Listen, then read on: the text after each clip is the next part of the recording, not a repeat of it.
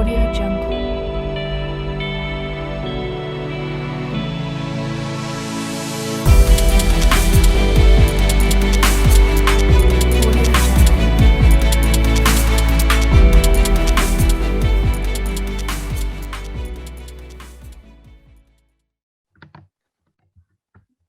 Continuamos con la siguiente exposición. Está a cargo de la doctora Elizabeth Cajamarca. Ella es médico cirujano general en la Universidad Central del Ecuador, especialista en neumología en la Universidad Internacional del Ecuador, miembro de la Sociedad Latinoamericana de Tórax SALAT. Su tema de exposición es aerosol terapia eficaz en época de COVID. Bienvenida, doctora Cajamarca. Es un gusto para nosotros como Sociedad Ecuatoriana de Neumología tenerla presente en nuestro congreso.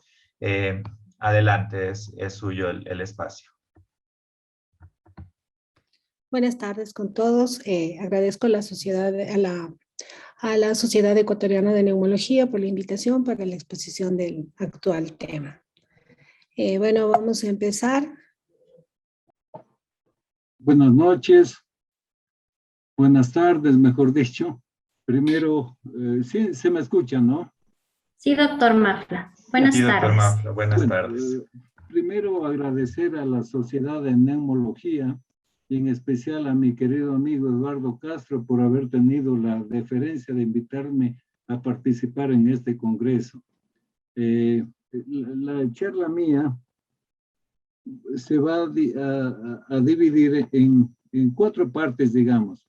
Me van a perdonar que sea bien escolar para recordar la anatomía básica del pulmón.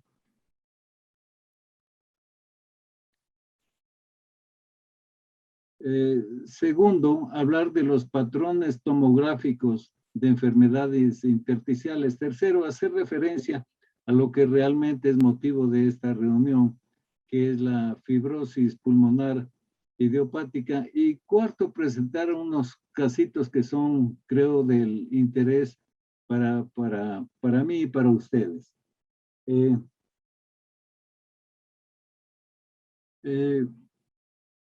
La anatomía, las enfermedades intersticiales pulmonares forman parte de un amplio espectro de patologías en donde a veces es complicado su diagnóstico y más aún si se acompaña de afectación, de ejemplo del corazón, de la vía respiratoria, hay hipertensión pulmonar o infecciones oportunistas. A veces la nomenclatura de estas entidades es confusa y a lo que voy a tratar es de que algo se esclarezca en esta oportunidad y en esta charla algunos conceptos que considero básicos. La tomografía axial computarizada es el examen de elección para el diagnóstico de estas entidades, pero en forma definitiva diré que el diagnóstico va a llegar en base al consenso clínico, radiológico y patológico. Perdón que haga alusión a esta última parte, que hablo de la patología, con el perdón de los patólogos, pero cada vez le estamos utilizando menos a los patólogos para el diagnóstico de estas entidades. Recordemos que esto es lo básico, la tráquea, los bronquios principales, los lobares, los segmentarios, etcétera, hasta llegar a esto que es un poquito más interesante y vale la pena recordar. Después de las varias órdenes que hay de la bifurcación de los bronquios pulmonares, llegamos finalmente al bronquiolo terminal, el cual dentro del acino pulmonar, aquí está en este esquema bien bonito representado el acino pulmonar, da lugar a varios bronquiolos respiratorios de primer orden, los cuales van a originar los bronquiolos respiratorios de segundo, de tercer orden, los conductos alveolares y finalmente los alveolos. Más o menos, esto es de una manera más que todo didáctica, entre 3 a 7 bronquiolos respiratorios de primer orden dan lugar a lo que se conoce con el nombre de lobulillo primario. De 3 a 7 más o menos lobulillos primarios dan lugar al acino pulmonar, y de 3 a 7, esto solo por meternos en la cabeza de una manera mnemotécnica, decir 3 a 7 acinos pulmonares dan lugar a lo que es el lobulillo pulmonar secundario, que es la unidad anátomo-funcional del pulmón, ¿sí? Entonces, de ahí, siendo medio recalcitrante, diremos de que los bronquiolos respiratorios dan lugar al lobulillo primario, al acino pulmonar, y el acino pulmonar, más o menos de 3 a 7 acinos pulmonares forman el lobulillo pulmonar secundario. En cuanto al tamaño, un acino pulmonar mide más o menos unos 7 milímetros de promedio, mientras que el lobulillo secundario va a medir en alrededor de 2 a 2.5 centímetros. ¿Sí?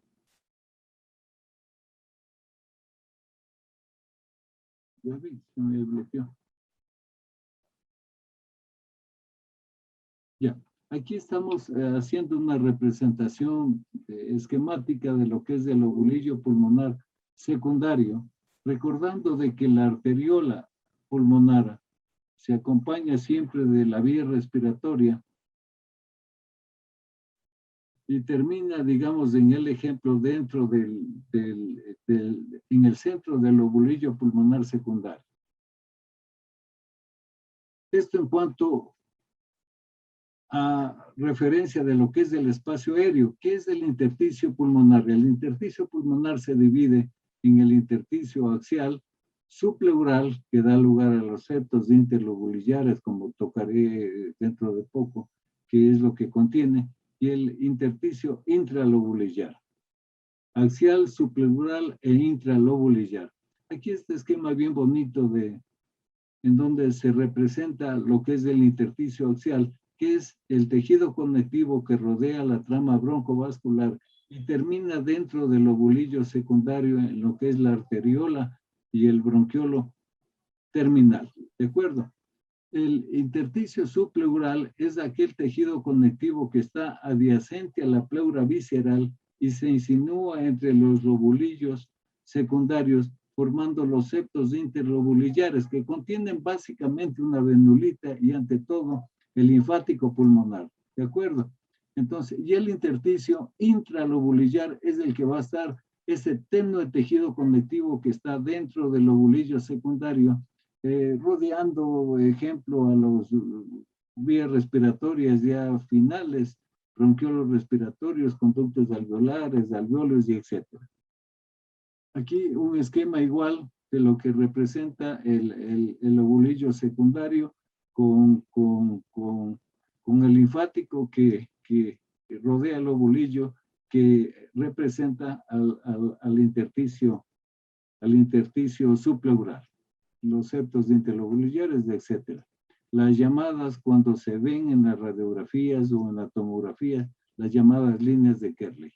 Aquí un ejemplo cortesial de lo que significa la arteriola pulmonar y el bronquiolo y todo lo demás componentes que ya hablamos hace un rato.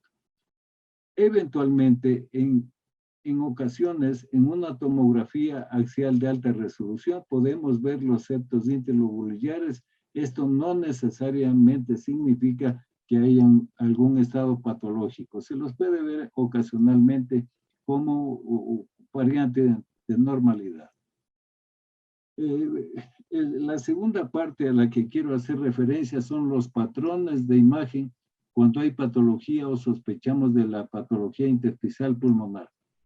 Desde el punto de vista de imagen, la radiografía siempre del tórax no es muy utilizada. Por supuesto que es accesible, barata, dosis baja de radiación, evalúa complicaciones asociadas y creo que esto es lo más importante, descartar que una patología que curse con disnea, con tos, no sea otra cosa diferente a lo que es la enfermedad intersticial pulmonar. Hay desacuerdos en la interpretación de las radiografías del tórax, hasta en el 30% de observadores Y el 10% de pacientes que tienen una tomografía positiva, la radiografía de tórax puede ser normal. Lo que hace referencia a la tomografía axial computarizada de alta resolución, creo que estos 4 o 5 puntos son los más importantes. Primero, demuestra la presencia de enfermedad pulmonar en sospecha clínica con radiografía normal. 2, caracteriza de una manera más precisa la enfermedad pulmonar cuando hay ya demostración de enfermedad intersticial en la radiografía convencional. 3, evalúa la posible actividad de la enfermedad y las posibilidades del tratamiento. Esto es importante. La tomografía axial computarizada, cuando encuentra vidrio esmerilado, que hemos de ver más adelante, es de una indicación de que, o es una decisión de que hay patología activa y eventualmente va a ser posible de tratamiento con inmunosupresores. Y en cuarto lugar, indica el lugar anatómico más apropiado para una eventual biopsia y el tipo de biopsia que podría realizarse. Estos son los patrones que podemos ver en radiología convencional, que es el patrón septal o lineal, reticular, nodular, en vidrio esmerilado, quístico y condensativo. Sí, pero creo que lo más importante, y es el motivo de la charla de ahora, es que la tomografía axial computarizada es el examen de elección y de primera elección para el diagnóstico de estas entidades. El primer patrón que existe es el patrón septal. Cuando vemos nosotros líneas de Kerley, debemos analizar si son regulares o irregulares. Si son regulares, debemos pensar en edema intersticial, linfangitis carcinomatosa. Raro, yo nunca he visto amiloidosis o no he podido diagnosticar amiloidosis. En todo caso, si el patrón septal lo veo que es regular, pienso en edema o en linfangitis carcinomatosa. Ven ustedes como un patrón lineal regular puede significar también linfangitis carcinomatosa. Y cuando es irregular, por supuesto, primero pensamos en linfangitis carcinomatosa, en sarcoidosis, en linfoma, en sarcoma de Kaposi, en neumoconiosis, pero básicamente en lo que estamos haciendo referencia ahora, en neumonía intersticial usual, neumonía intersticial no específica, y estas otras entidades como pueden ser la asbestosis, enfermedades del colágeno, neumonitis por hipersensibilidad, que realmente es una entidad importantísima y que la vamos diagnosticando cada día más, y toxicidad por drogas. Aquí tenemos un patrón, vean ustedes, regular. En un paciente con carcinomatosis linfangítica. Aquí hay un nodulito, recordemos que la linfangitis carcinomatosa se da, la mayoría de autores creen que es así, a partir de un foquito hematógeno y de ahí se produce la diseminación linfática.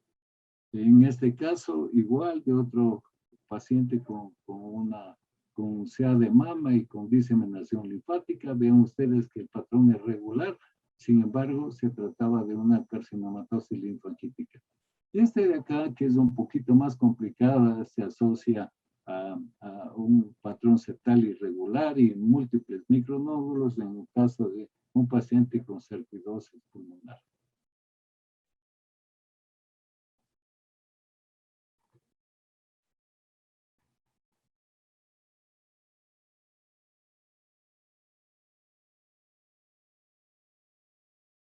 Aquí otro caso bien interesante, vean ustedes cómo están los septos prominentes y de aspecto nodular en un caso de una linfangitis carcinomatosa por metástasis de un CA de mama. Recordemos lo siguiente, a veces nos encontramos con pacientes con nódulos múltiples y no sabemos del primario, o nos encontramos con un patrón linfático y no conocemos y no sabemos cuál es el primario es desconocido.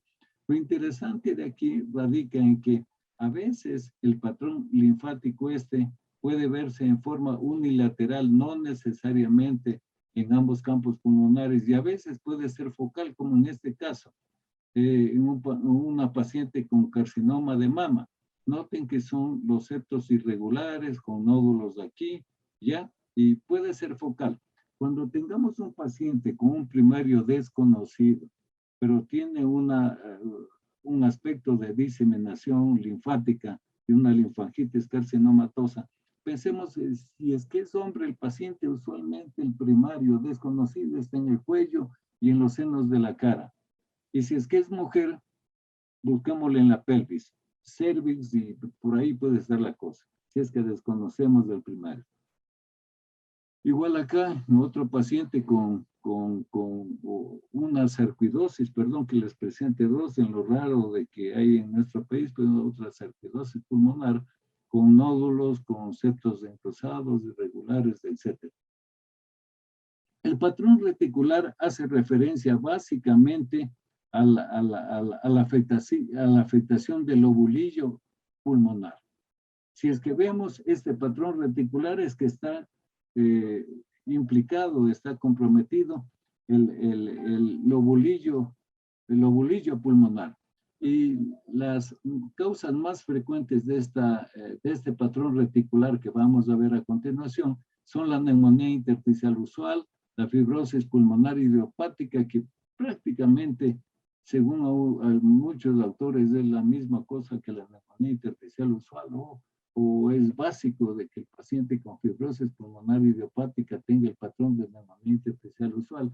La neumonía intersticial no específica y la alveolitis extrínseca. Doctor Mafla, disculpe que le interrumpa. Tal vez puede aumentar el audio de su computador porque los participantes están indicando de que está muy bajo su audio. Tal vez puede aumentarle un poquito más. Ya le aumento, ya un ratito. Ya, muy gentil, gracias.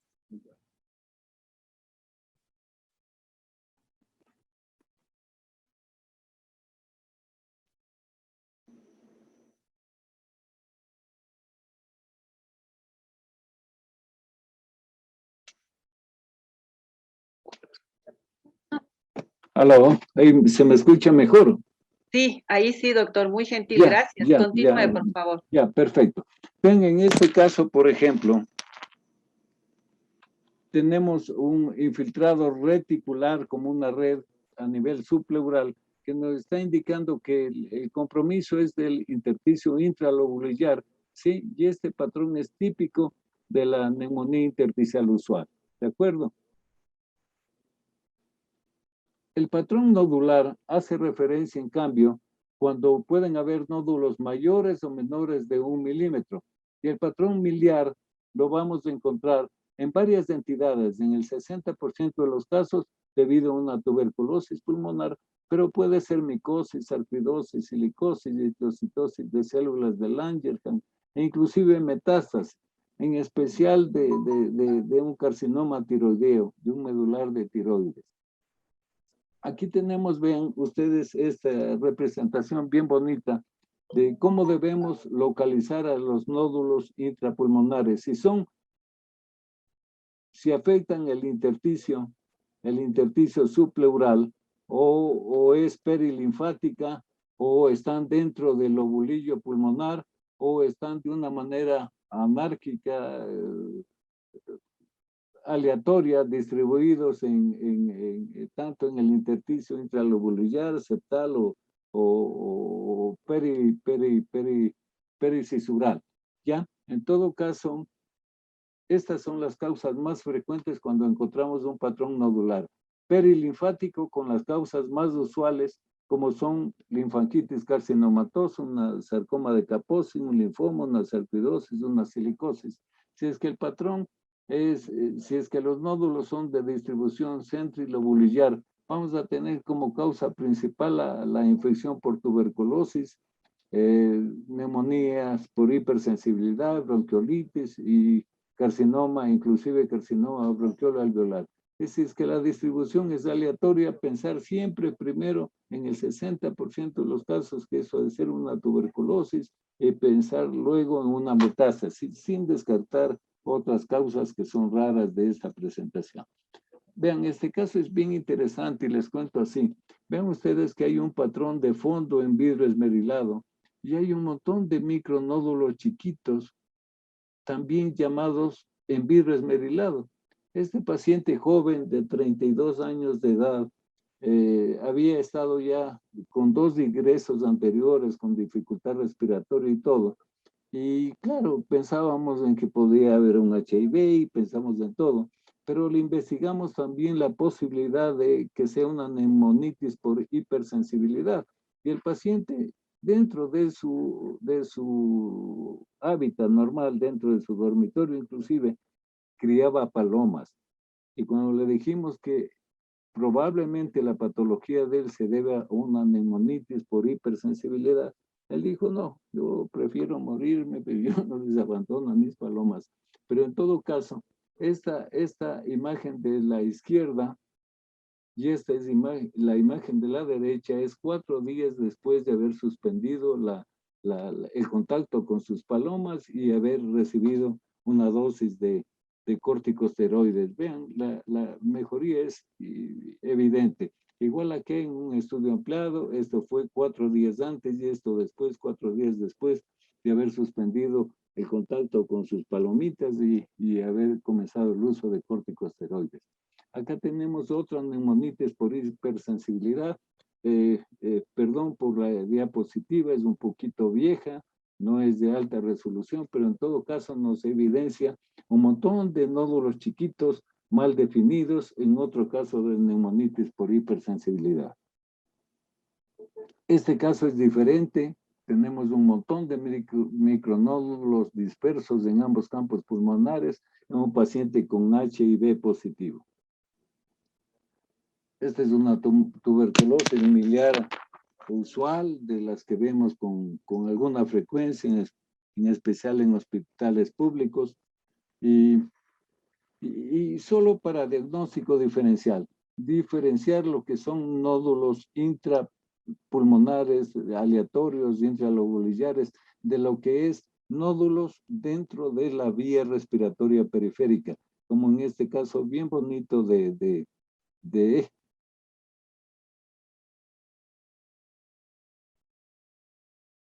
este patrón de nódulos chiquititos que son periféricos a la vía respiratoria.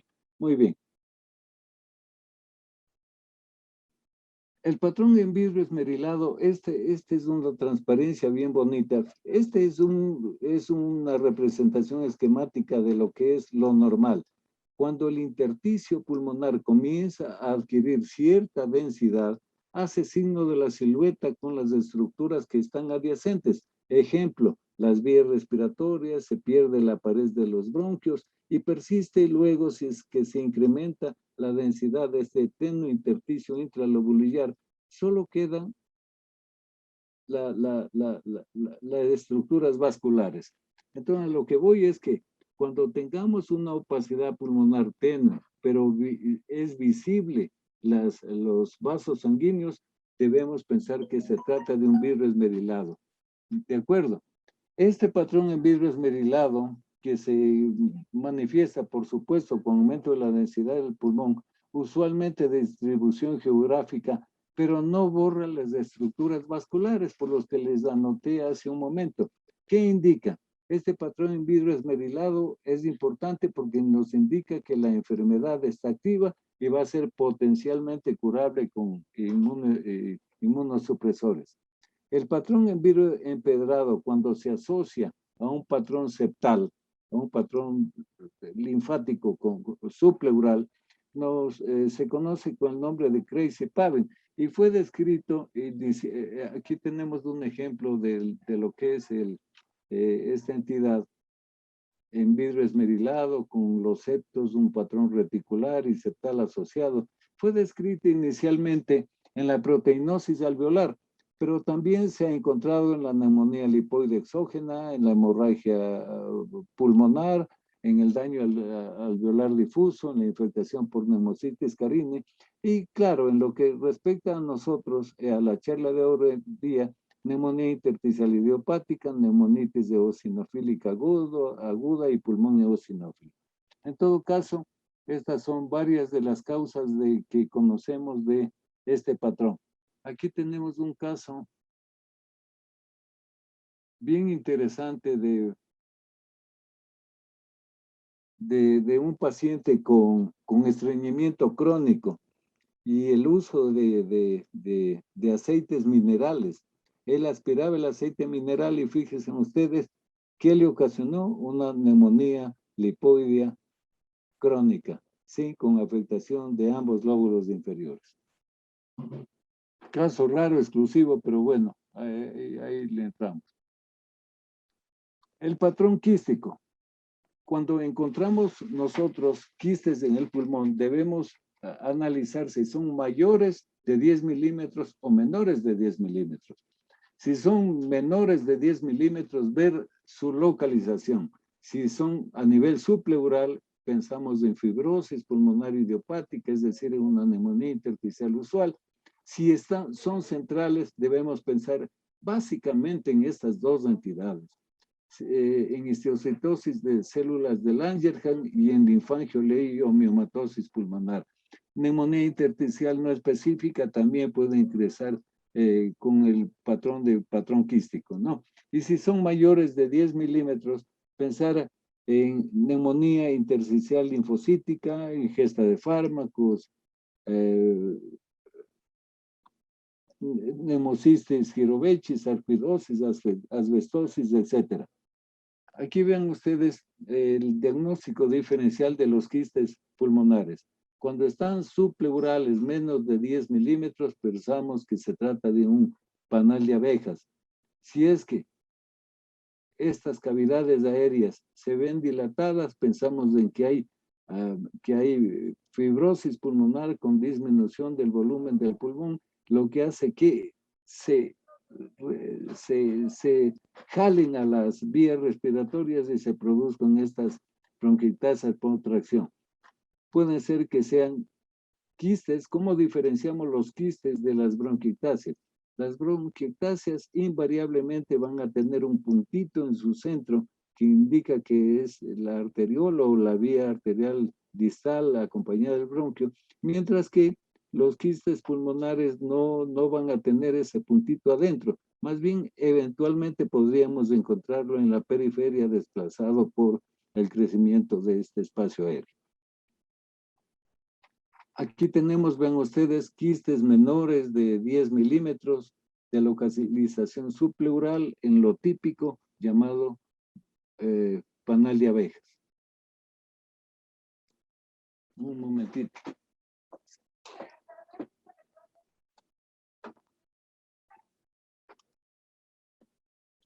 Este caso es bien interesante en una mujer joven. Noten que por lo demás que el pulmón es normal, se encuentra formado o está afectado por una serie de quistes múltiples dentro del pulmón. En el caso de una linfangioliomiomatosisis pulmonar, siempre que tengan una mujer con vida sexual, no de vida sexual, sino con posibilidades de tener una reproducción, y tienen este patrón de múltiples quistes dispersos en ambos campos pulmonares, piensen en linfangioliomiomatosisis pulmonar y por supuesto le van a averiguar qué pasa con su cerebro, que si tuvo o no cierto retardo mental, si alguna vez tuvo convulsiones de epilepsia, si hay angiomiolipomas en los riñones, para confirmar o sospechar más de esta linfangioliomiomatosisis pulmonar. Y este otro caso muy interesante, de un paciente con varios quistes menores a 10 milímetros, acompañado de uno que otro micronódulos o nodulitos pequeños en ambos campos pulmonares, en el caso de una enfermedad de células de Langerhans. ¿Sí? Cuando tengo un paciente varón joven que hace neumotórax y puede tener este patrón, piensen siempre en granuloma eosinófilo. Muy bien. Este es un paciente con quistes de mayor tamaño. Creo que ya les nombré hace un rato en un caso de paciente con HIV positivo. Muy bien, el patrón consolidativo hace referencia a sacos que miden entre 150 y 300.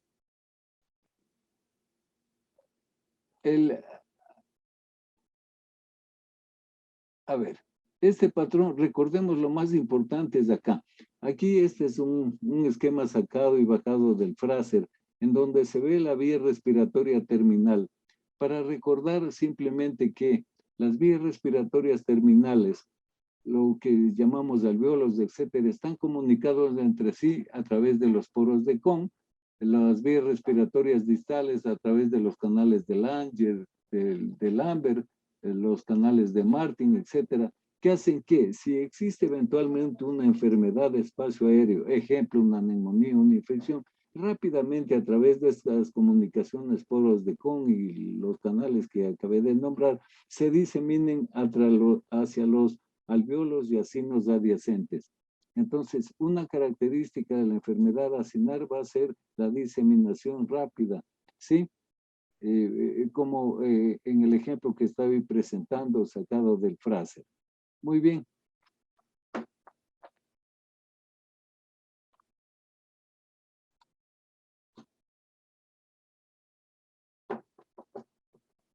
¿Cuáles son los signos de enfermedad acinar? Cuadro clínico agudo, nódulos acinares, que son los acinos que miden en alrededor de 5 o 7 milímetros, coalescencia precoz, que hace referencia a la diseminación rápida de esta entidad, broncograma aéreo, por supuesto, se opacifican todas las estructuras que hay dentro del alvéolo, del lobulillo secundario, y va a quedar permeable o visible simplemente el bronquio con aire, el bronquiolo distal con aire en su interior. Puede ser de distribución focal, segmentaria, lobar, y a veces puede ser en forma de alas de mariposa. Claro, dame una manita, se me bloquea. Aquí tenemos un ejemplo de una neumonía lobar. ¿Cuáles son las causas más frecuentes de enfermedad acinar? Neumonía, infarto, contusión, tuberculosis. Y en lo que respecta a neumonitis intersticiales, la neumonía criptogénica en organización por hipersensibilidad y la neumonía intersticial aguda. Aquí tenemos un niño con una neumonía lobar superior derecha. Y acá tenemos un caso interesante. Fíjense ustedes, una opacidad que alguien pensaba de que se podía tratar de un tumor, pero el paciente tenía fiebre, se le hizo un control al otro día y ya la formación nodular como de masa desapareció, pero apareció este infiltrado acinar que nos indicaba que todo era un proceso inflamatorio.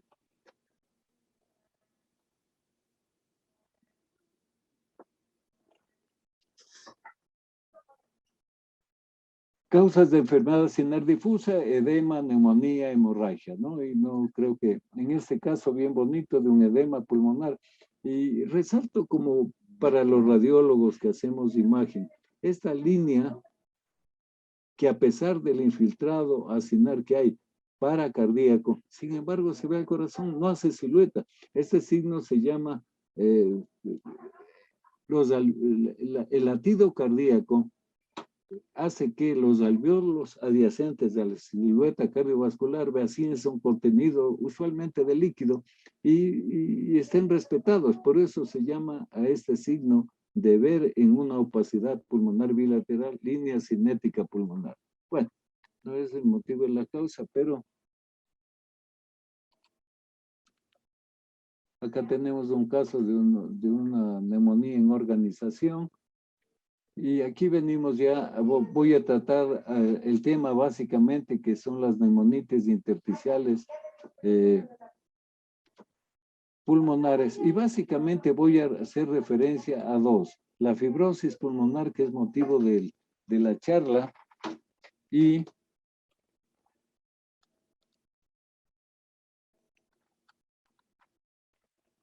la neumonía intersticial no específica para cuestiones de diagnóstico diferencial. Esta es la clasificación actual hecha por la Sociedad Americana del Tórax junto con la Sociedad Respiratoria Europea y a la cual se han asociado la Sociedad Latinoamericana, la Sociedad Japonesa, etcétera, y todos coinciden en que estas son las entidades más importantes, estas son las entidades que hacen referencia a la patología intersticial. Neumonitis intersticial usual y neumonía intersticial no específica, que son básicamente la charla, el motivo de la charla de ahora. Estas dos son fibrosantes. Esta siempre fibrosante y esta en la mitad de los casos puede ser fibrosante o celular, en donde no hay fibrosis, y el diagnóstico diferencial va a ser menos complicado. Y de aquí vienen estas entidades que están asociadas al uso del tabaco, la neumonía organizada, la neumonía intersticial aguda, y estas dos entidades finales que son interesantes, a tal punto de que la neumonía intersticial linfocítica forma parte no solamente de las neumonías intersticiales idiopáticas, sino también hace referencia a las enfermedades, forma parte de las enfermedades linfoproliferativas, es decir, de otro grupo. Y esa entidad que yo no la conocía, y creo que alguna vez se me pasó el diagnóstico porque no sabía qué es la fibroelastosis pleuroparenquimatosa pulmonar idiopática. Bueno, en todo caso, la fibrosis pulmonar idiopática corresponde al 50% de las neumonías intersticiales idiopáticas. Es, por supuesto, sabemos todos, tiene un patrón de neumonía intersticial usual. Sabemos todos que tiene un pésimo pronóstico con una sobrevida de 2 a 5 años desde la presentación de los síntomas iniciales.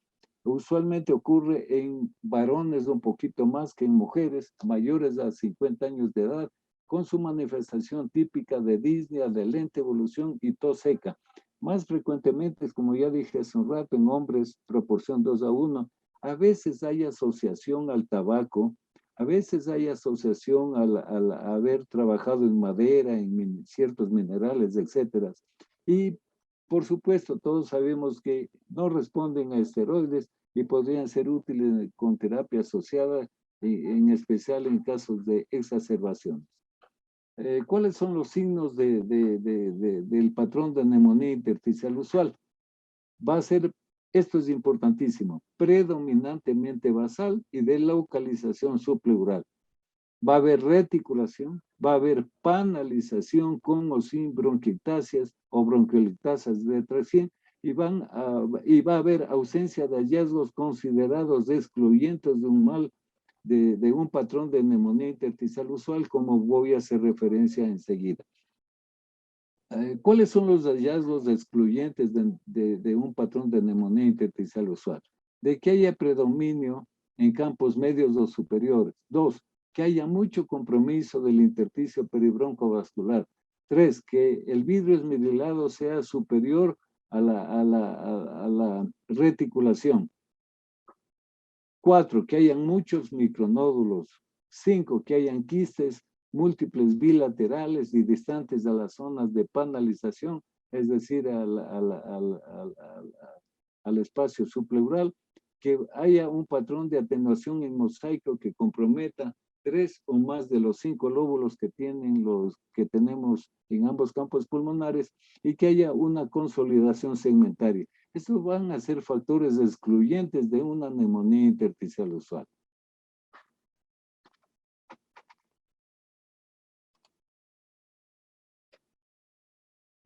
Muy bien, aquí tenemos una radiografía de tórax, un paciente con un patrón reticular, panalización, etcétera.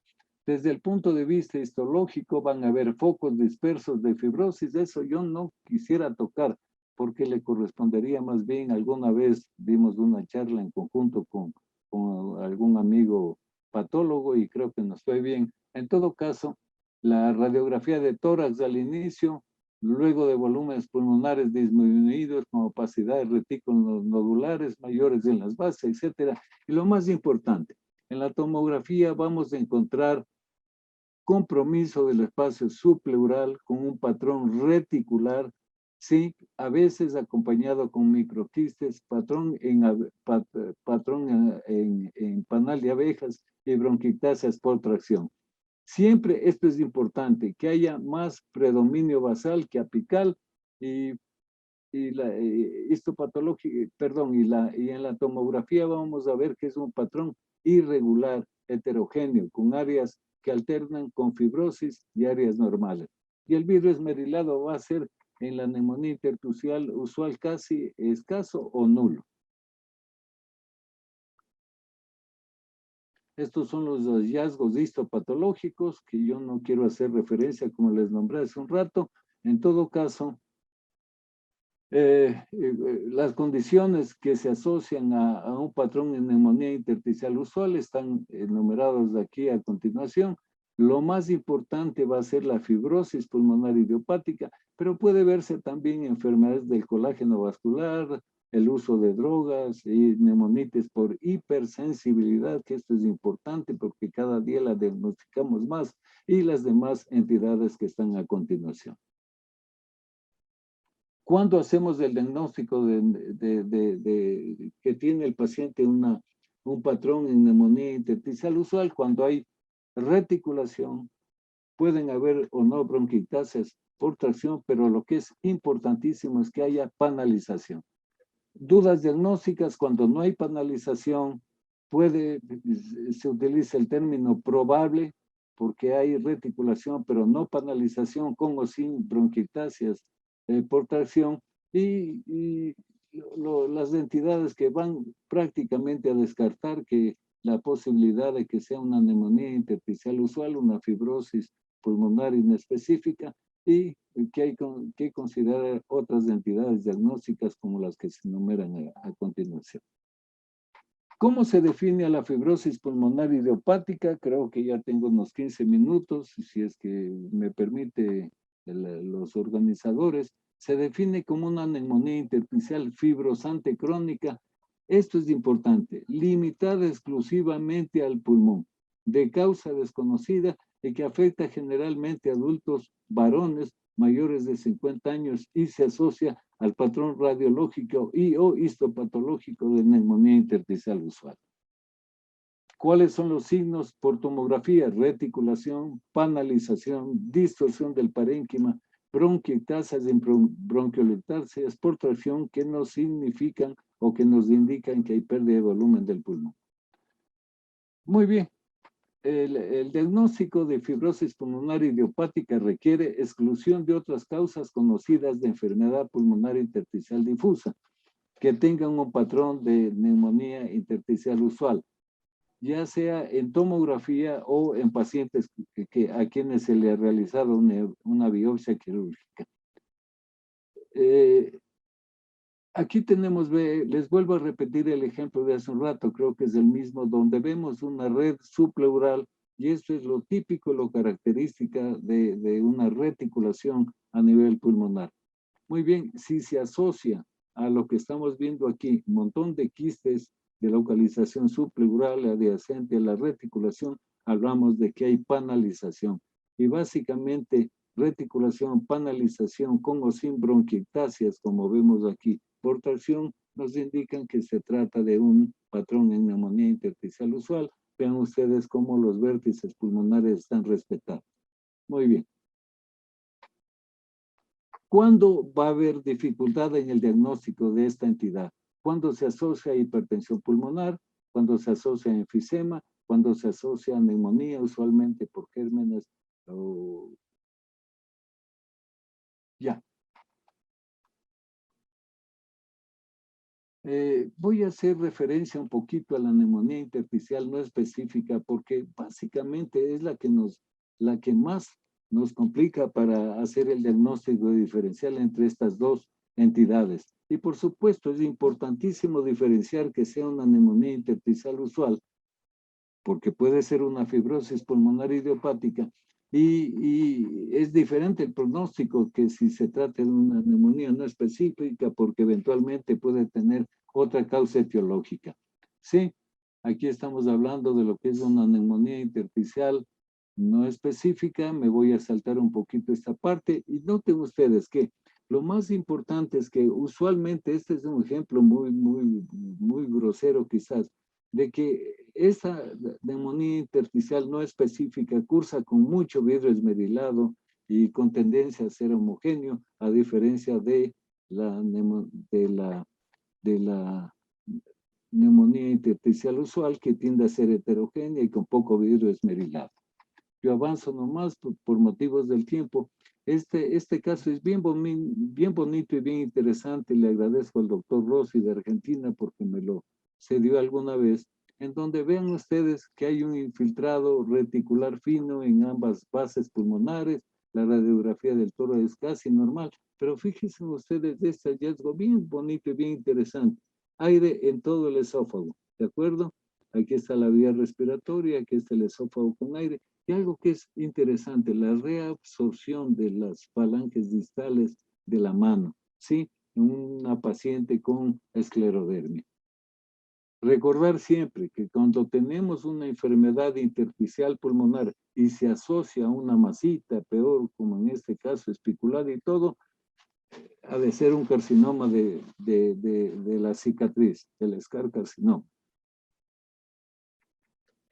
Neumonía intersticial usual versus neumonía intersticial no específica. En la neumonía intersticial usual es obvio, la distribución más bien basal que apical. Acá la neumonía intersticial no usual no es necesario eso. La neumonía intersticial usual va a ser heterogénea, la neumonía no específica va a tender a ser homogénea. El pulmón impanal va a ser diferente en la neumonía intersticial usual y va a ser más bien en opacidades en vidrio esmerilado en la neumonía intersticial no específica. La presencia de micronódulos nos hace pensar en una no específica, mientras que en la neumonía intersticial usual va a predominar las bronquitasas por tracción. Muy bien. Voy a avanzar un poquito en base y en honor al tiempo, pero en todo caso les cuento. Este es un paciente, colega, amigo de pregrado y todo, en donde en el año 2012 yo le diagnostiqué una patología, el diagnóstico de una patología intersticial pulmonar que sospechábamos que era una neumonía intersticial usual. Como médicos negábamos que no teníamos síntomas. ¿Por qué te hiciste la tomografía entonces? Porque tenía un poquito de dificultad a subir gradas, etc. Él estuvo varias veces en Estados Unidos y nunca se le encontró la causa para tener esta entidad, por lo cual se pensó que se trataba de una fibrosis pulmonar idiopática. Aquí está la última tomografía, que es del año 2017, donde hay incremento de su patrón reticular, hay bronquiectasias por tracción, hay predominio acá. Y en la última vez que estuvo en Estados Unidos, en la cuarta vez, se le diagnosticó que tenía hipersensibilidad al pulmón. Y él usó toda su vida almohadas y colchones de plumón. Si se hubiera diagnosticado esto hace unos 9 años anteriores, probablemente el desenlace no hubiera sido como el que pasó con este amigo. Se le realizó un trasplante en Estados Unidos, estuvo perfecto hasta 2 meses después del trasplante, pero finalmente hizo una neumonía por germen oportunista y falleció. Aquí hay un infiltrado focal que hace referencia a lo que puede ocurrir en pacientes que tienen una fibrosis intersticial, que se reagudice la entidad o simplemente aparezca una neumonía por germen oportunista. Gaby, deme una manita.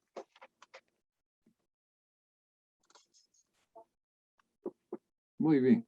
Aquí tenemos el mismo amigo de hace un rato, ya con su patrón de neumonía intersticial usual más definido, etc. Y lo avanzo.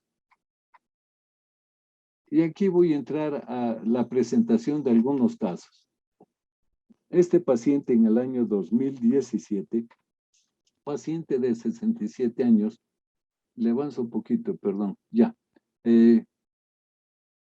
Con este patrón, vean ustedes que tiene más de una enfermedad intersticial, tiene estas cavidades aéreas que son bulas.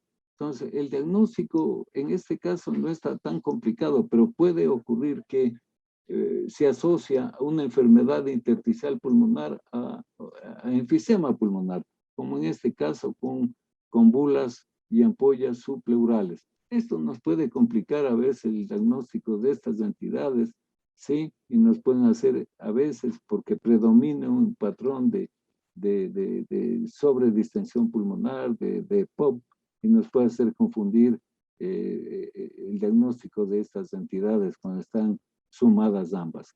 Muy bien, acá tenemos igual otro patrón con con este patrón reticular, periférico, en un caso de fibrosis pulmonar idiopática. Muy bien, y acá igual, este paciente un poquito con un patrón más grosero, con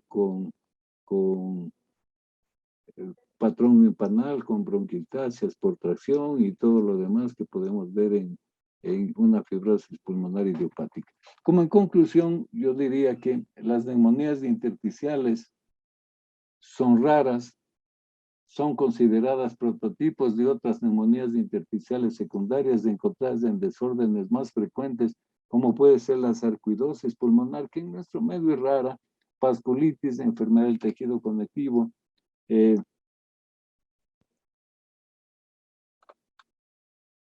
La clasificación de las neumonías intersticiales está basada, por supuesto, en los criterios radiológicos, aunque están en la actualidad muy relacionadas con los hallazgos de imagen, y el diagnóstico definitivo de estas neumonías intersticiales requiere de una interacción entre el médico radiólogo, el clínico, el patólogo. El diagnóstico de estas entidades es un proceso dinámico.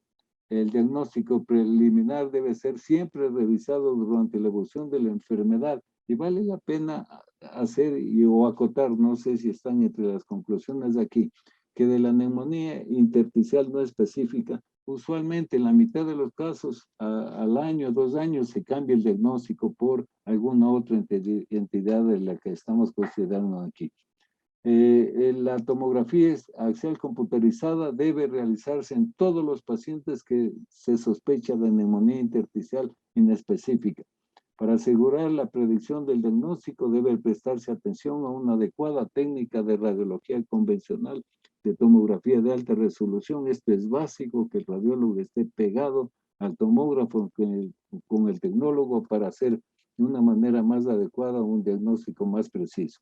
El rol del radiólogo es identificar los pacientes con fibrosis pulmonar idiopática y diferenciar, esto es importantísimo, de otros pacientes con neumonía intersticial usual, debido a que la fibrosis pulmonar idiopática tiene un pronóstico sombrío en relación a otras entidades no específicas. En todos los pacientes en quienes se sospeche de una patología intersticial y que demuestren una clínica y características radiológicas típicas, la biopsia pulmonar quirúrgica no es necesaria realizarla. Las muestras de biopsia deben obtenerse de más de un lóbulo, y la tomografía axial computarizada va a ser la herramienta más importante para definir y detectar el sitio anatómico más adecuado para su realización. El término neumonía intersticial usual, ya creo que le dije hace un rato, debe considerarse como un diagnóstico provisional hasta lograr una caracterización adecuada. Vean, muchísimas gracias por soportarme casi 1 hora. Si es que hay alguna inquietud y yo les puedo ayudar, ojalá que lo pueda hacer. Estoy oportuno a alguna inquietud. Doctor, en nombre de la sociedad le agradecemos por su magnífica participación y su charla, que ha sido muy didáctica con todas las presentaciones y los casos que nos ha proporcionado en este día. No sé si hay alguna pregunta, déjenme ver. Una pregunta dice. Ya. Felicitaciones, le felicitan primero por su brillante exposición. Una pregunta, ¿existen patrones patognomónicos para poder identificar trastornos autoinmunes en la TAC? Bueno, no, en medicina no existe nada patognomónico. Existen en medicina patrones de sospecha, pero patrones realmente para decir es tal cosa, no. Nos ayuda, por ejemplo, en una enfermedad intersticial, el patrón reticular, ver que haya panalización, bronquiectasias por tracción, nos ayuda a pensar en ciertas entidades, pero lo que nombré hace un rato, todo depende de la clínica, depende de la tomografía, qué parte está más afectada, si son los vértices, si son las bases y todo lo demás. Pero así un patrón específico no existe. Y no creo que en medicina exista algo que sea patognomónico. Perdón por redundar en la respuesta. Sí. Muchas gracias, doctor. Sí. Yo ante todo les agradezco a ustedes por la paciencia que han tenido en soportarme unos minutos Muchísimas gracias a los organizadores y un abrazo fraterno a Eduardo, querido amigo y con quienes compartimos cátedra y también compartimos casos y todo lo demás. Muchísimas gracias por la atención.